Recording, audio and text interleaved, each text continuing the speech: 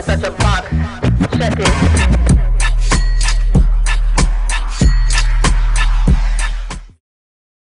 Alors ce soir on se retrouve au musée de la Marine où Maude Fontenoy organise une soirée en faveur de son association.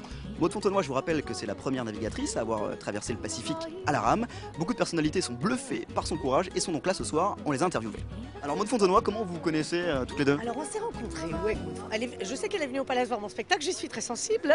Je l'aime beaucoup parce que voilà, elle m'a raconté toutes ses péripéties en bateau notamment, et je suis tombée sur le cul du courage de cette femme et je lui en emprunte un peu parce que j'ai pas du tout ce... Vous n'êtes pas du tout aventurière vous? Non mais alors pas du tout, et elle, mais ça me passionne ce qu'elle a fait, ça me fascine les gens comme ça, et voilà, je viens un petit peu faire ce que je peux pour aider cette merveilleuse cause qu'elle défend. Elle est avec nous aussi dans le combat pour l'eau, pour One Drop.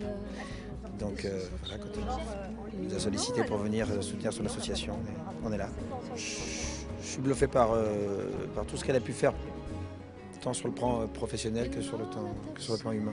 C'est plus une soirée dont je suis forcément moins à l'aise dans une soirée avec des talons de 12 cm que sur mon bateau, mais c'est vrai que c'est fondamental pour recueillir des fonds, notamment pour financer notre orphelinat à Madagascar et pour financer les programmes pédagogiques de la Fondation. L'argent qui va être recueilli ce soir, au-delà de Madagascar, ira sur notre opération de cet été. On va emmener 300 enfants avec le Secours populaire qui n'ont jamais vu la mer, qui ne sont jamais partis en vacances.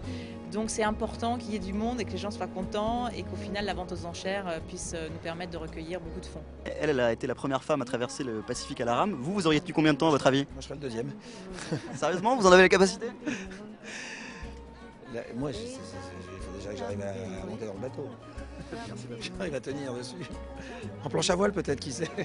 Mais mon vieux, je serais resté sur la plage à me faire des côtelettes. Je leur ai fait coucou, et puis je serais resté avec mon monoeil, voyez-vous? Vous voyez un petit peu mon niveau d'engagement, moi, et mon niveau de courage. C'est vrai que mes aventures ont été éprouvantes et passionnantes. Je retourne toutes les semaines sur mon bateau pour faire naviguer des enfants en rémission de cancer, donc je retrouve la mer régulièrement, mais moins dans les 40e rugissants que ce que j'ai pu connaître.